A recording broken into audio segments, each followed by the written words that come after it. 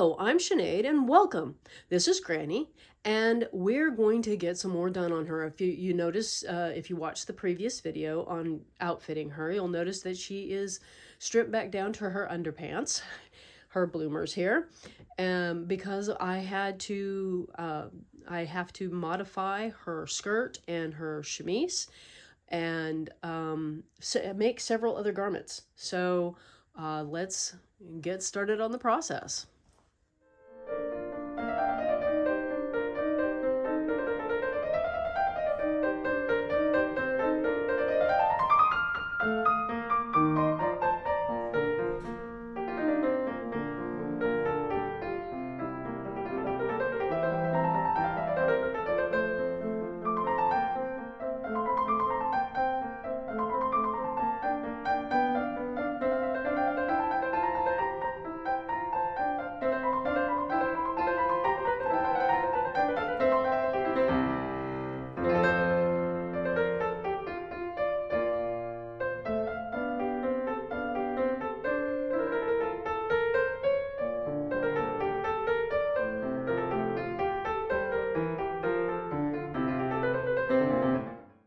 So I've been working on the insert for the shirt, and I've got the area here cast off for the neck opening, and now I'm going to do the shoulder on one side, and I'm going to try and keep these stitches on the needle while I do this part. If it becomes a problem, I'll have to put this on some kind of stitch holder, which I can't find my proper stitch holder, so I'm going to make use of a diaper pin. I still need to tuck in all the loose ends here, but we've got the lace insert for the chemise.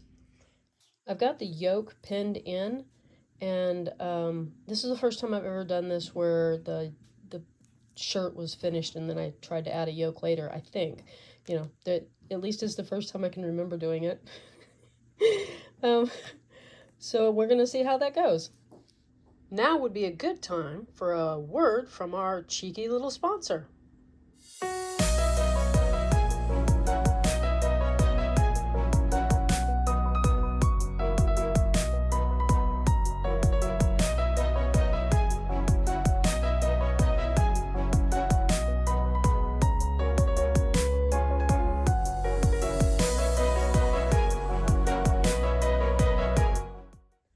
Here's Granny's chemise. The yoke has gone in fairly well, and this is the front how I intended it, but after having to put an opening in the back to get it on her, I'm thinking maybe that could be the front as well. So whoever gets her has the option of putting the buttons in front or in back, and I may dress her up with the buttons in front just to see how it looks, and she may stay that way. I have the fabric cut out for her little, I'm going to just, instead of calling it an overblouse, we're going to call it a corselet, because it only goes up to the height of her, to her armpits, down to her waist, and it's not, it doesn't have any additional coverage. It's more like a belt, but higher. Anyway, and you'll be able to put it on her with it laced in the front or laced in the back. I'm going to put, this is not an iron-on, it's a cotton interfacing, and it needs to be stitched to the inside, and it goes slightly past halfway because the top edge is going to be a fold, and I want it to have the extra thickness of the interfacing there. I also have her apron cut out, and she has a little pocket. And no, I probably will not succeed in lining up the pattern, but you know, you never know.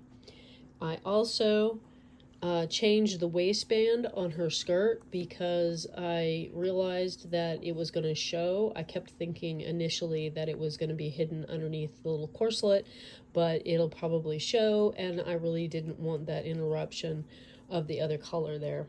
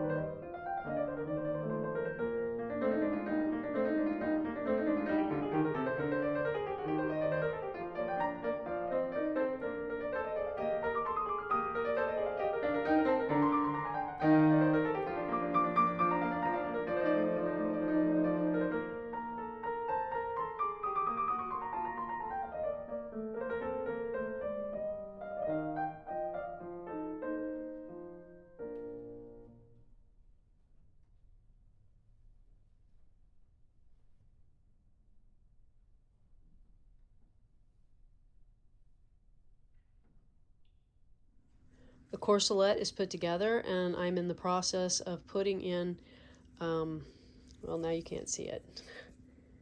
There. Using zip ties for stays, basically, to make it stiff right at the grommeted ends. And I found my grommet setter, but I can't find the grommets, so we're gonna have to go on a search for that. And you saw earlier the apron is finished. I am working on knitting the second little mitt. You can see here that it has a thumb hole. And this is just a little tube. I knit it flat and then sewed it into a tube, leaving room for the thumb to go through. This is the shawl. It is knit with a crocheted lace trim, and it has a little bit of shaping to it. Not a lot, but just a little bit at the shoulders. And the second mitt here, I've got a little ways to go.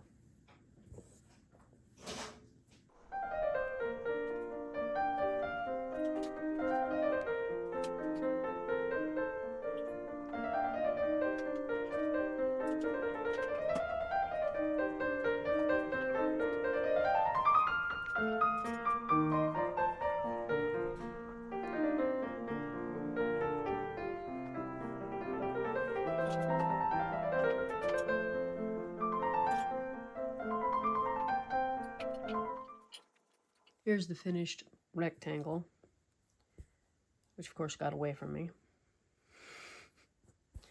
And I left an extra long tail, which I'll use that for sewing up this edge. And just fold it and sew along the edge. And then it fits on her hand, like so.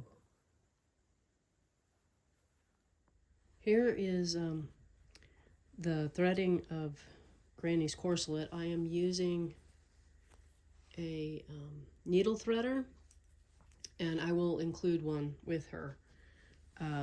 But you use it by putting it in and then picking up the ribbon from the opposite side, putting it through the needle threader, which I know the camera is not picking up the needle threader. But trust me, it went through it, because there it is. And that allows you to thread the ribbon through, which this is rayon seam binding. She's got a very heavy rayon made from trees. I think it's kind of appropriate for an elf to have made from tree clothing. But anyway, the needle threader allows you to more easily get the ribbon through the holes. I know that getting this really soft seam binding through those grommets is not the easiest thing in the world to do. And I may shorten these ribbons a little bit, but not much, I don't think. Then again, it all depends on how it looks once I get this.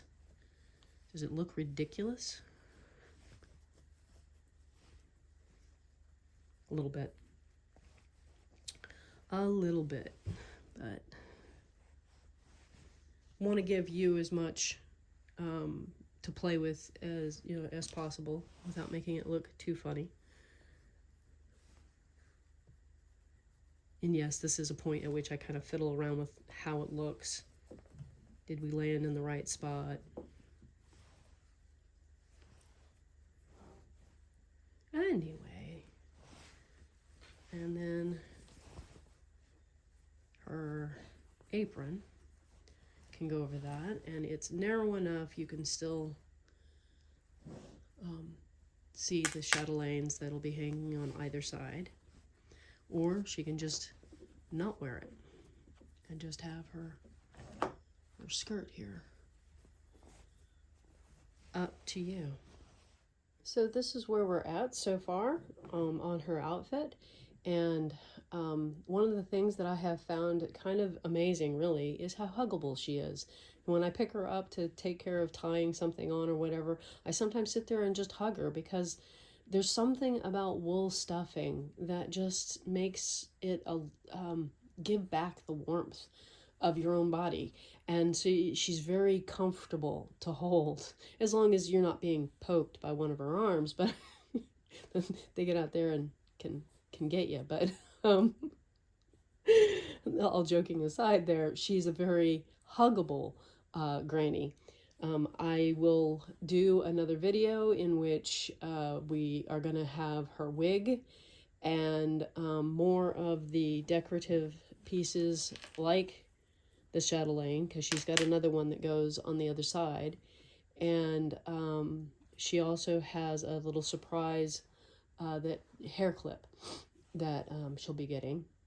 And of course, we still have to finish the rest of her walking stick. So that will be in the next video. I hope you have enjoyed watching this process, and I will see you next time. Bye-bye.